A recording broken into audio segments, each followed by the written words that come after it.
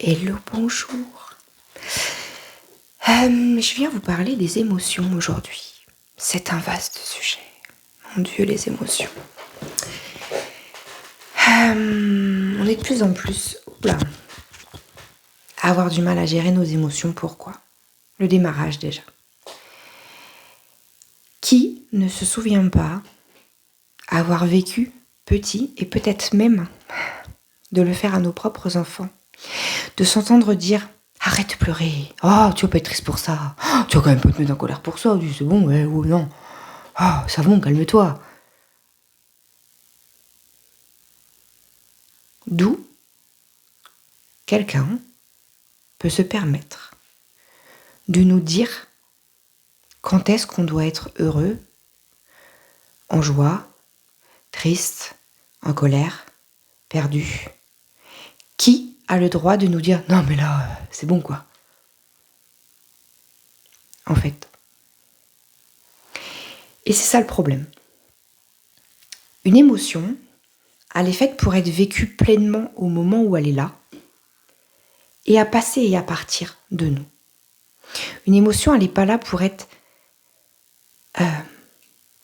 prise et gardée. Elle est juste là pour passer en fait. C'est juste un état d'être le temps d'un instant, le temps qu'il faut, et la laisser partir au moment où c'est passé en fait. Le deuxième problème qu'il y a bien souvent aussi, c'est que on juge les émotions.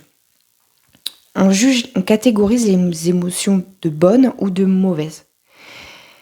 On a tous à peu près le même rangement pour les émotions, les bonnes ou les mauvaises. Mais en vérité, les bonnes émotions, qui sont dites les bonnes émotions, ne doivent pas être plus stockées que les mauvaises, en fait. Pourquoi ? Je donne un exemple. Tu rencontres une nouvelle personne dans ta vie, et là, tous les premiers moments que vous vivez ensemble, c'est que des bonnes émotions, quoi. C'est de la plénitude, c'est de la confiance, c'est de la joie, c'est du rire, c'est de l'humour, c'est voilà, vous vivez tout, c'est top, c'est génial. Si tu gardes ces émotions en toi, que tu stockes, ça veut dire que la personne que tu vois en face de toi, à chaque fois que tu revois cette personne, pouf, ça vient redéclencher cette énergie-là. C'est plutôt cool. Mais attention, parce que ça vient aussi t'empêcher de voir tout dans la globalité. Ça t'empêche aussi de voir la personne, la situation et les choses vécues dans leur globalité. C'est-à-dire que ça va peut-être omettre ta vision claire sur peut-être des défauts qu'il peut avoir que t'aimes pas trop, peut-être sur des façons que la personne va avoir à te parler, peut-être que sur la façon dont la personne va avoir à tourner les choses vers toi, peut-être que tu vas pas voir certaines choses. C'est comme ça qu'on a facilement tendance à tomber peut-être dans la dépendance affective, peut-être de tomber sur de laisser faire les manipulateurs ou les gens comme ça. Parce que quand on est des gens qui ne savons pas gérer les émotions, c'est autant les mauvaises que les bonnes. Donc comme je disais depuis quelques jours là sur les posts, les dites mauvaises émotions, colère, la tristesse, le doute, voilà, ça, effectivement, si tu les vis pas pleinement, si tu te mets pas face et que tu les stockes en toi, c'est pas bon. C'est pas bon dans le sens où, effectivement, c'est connu que ça te crée des maladies, à long terme, hein, évidemment. Et puis, effectivement, c'est quelque chose qui reste en toi et au bout d'un moment, ça devient un état d'être et ça devient ta source de réaction. Toutes tes réactions, après, sont faites par rapport à ta tristesse, par rapport à ta colère et donc toutes tes réactions sont faites par rapport à ça. Et c'est ça qui n'est pas bon et que ça te maintient dans un espèce de discours intérieur négatif et pourri, quoi. C'est pour ça qu'il faut... C'est important de venir se délester de ça, se nettoyer en fait de tout ça. Mais ce que je voulais dire, c'est que les émotions positives, dites positives, c'est pas mieux parce que ça t'empêche aussi d'avoir une vision claire. C'est-à-dire que si tu stockes le négatif, ça t'empêche de voir le positif, c'est-à-dire que tu es toujours le nez dans ton caca et tu es toujours dans le truc, voilà.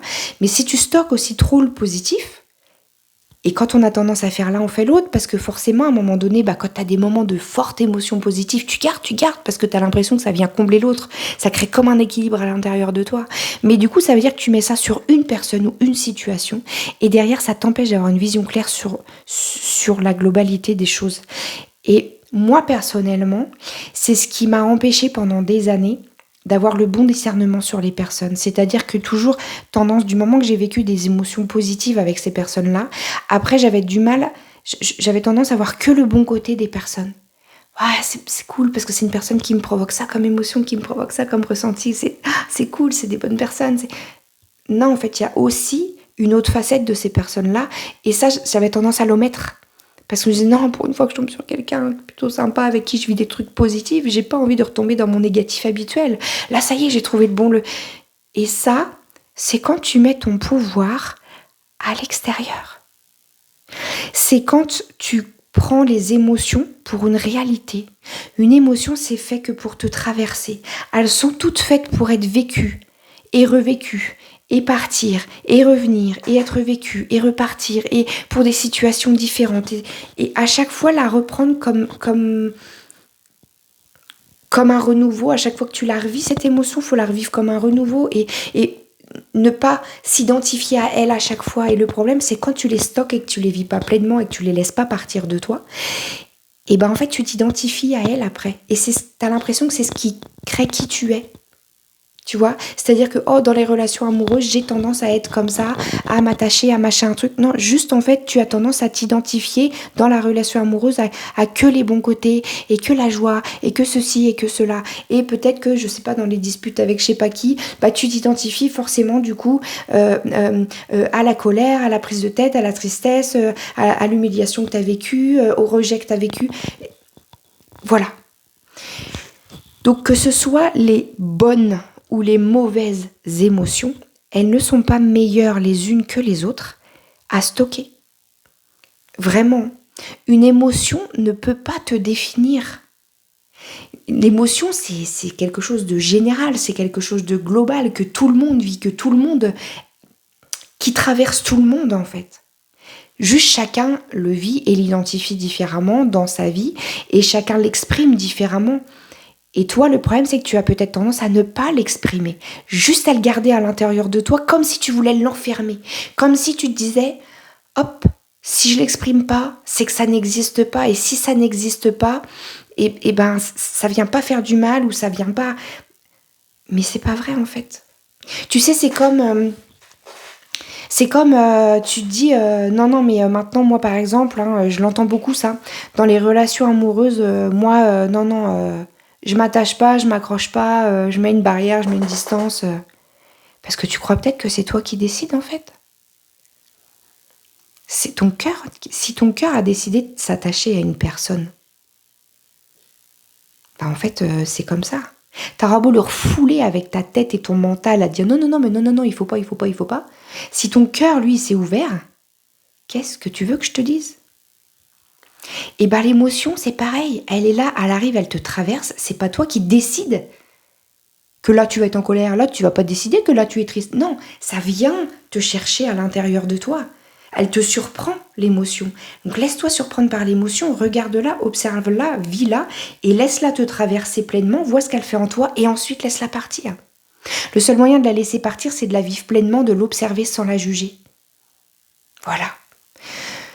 Donc, là, ce que je propose avec Apaise ton présent, c'est vraiment de venir se dire que dans certaines situations, parfois, on a stocké ces émotions à l'intérieur de soi et on se demande pourquoi des fois ça revient. Il y a des histoires, des situations qui reviennent sur le tapis, qui viennent encore nous faire pleurer des fois, qui viennent encore ou à laquelle on a la nostalgie parce que des fois justement des personnes avec qui on a vécu des choses chouettes et peut-être que les personnes elles veulent plus être dans notre vie, ça peut aussi des fois donc dans des relations, dans des amitiés, des choses comme ça et on se dit mais pourquoi ? Pourtant c'était chouette, pourtant...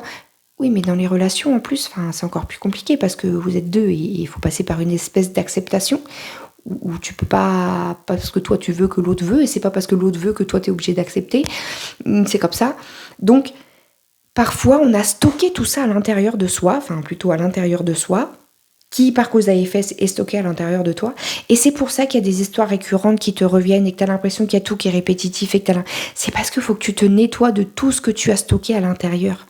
Il faut qu'on aille les remettre dans le conscient, les revivre pour les laisser à nouveau s'exprimer en toi, les observer et les laisser passer à nouveau. Pour refaire ce processus que tu n'as pas vécu au moment où tu aurais dû le vivre, juste le refaire revivre un petit coup pour que ça puisse enfin partir de toi. Tu sais, comme on tirerait une chasse d'eau, à dire hop, on remonte ça à la surface, c'est bon, tu l'as vu, tu l'acceptes, c'est bon, c'est ok. On tire la chasse d'eau et ça part, c'est bon, c'est parti. Voilà ce que je propose là, c'est un mini accompagnement sur 3 semaines pour gérer en fait une situation comme ça qui te pollue, qui te pourrit la vie et qui est en mode mais ça me revient et ça me ressasse et j'arrive pas à passer à autre chose, j'arrive pas à avancer. Ok, on va la travailler. C'est en fait, apaise ton présent, c'est sur le même processus qu'on travaille dépose ton passé, où on va rechercher loin, où on retraverse les émotions et on les revit.